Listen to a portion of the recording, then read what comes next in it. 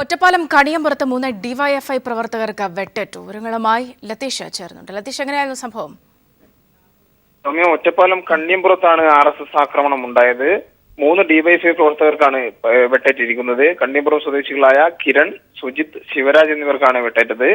DYFI പ്രചരണ ബോർഡുകൾ തകർക്കാൻ ഒരു സംഘം RSS പ്രവർത്തകർ എത്തിയപ്പോൾ ഇത് തടയാൻ ശ്രമിച്ച ഡിവൈഎഫ്ഐ പ്രവർത്തകർക്ക് നേരെയാണ് ആക്രമണം ഉണ്ടായത്. ഇവരെ ഒറ്റപ്പാലത്തെ സ്വകാര്യ ആശുപത്രിയിൽ പ്രവേശിപ്പിച്ചിട്ടുണ്ട്. ആരുടെയും പരിക്ക് ഗുരുതരമല്ലെന്നാണ് ആശുപത്രി അധികൃതരിൽ നിന്ന് നമുക്ക് അറിയാൻ കഴിഞ്ഞത്. ലതീഷാണ് വിവരങ്ങൾ നൽകിയത്. ഒറ്റപ്പാലത്ത് 3 ഡിവൈഎഫ്ഐ പ്രവർത്തകർക്ക് പരിക്കേറ്റു.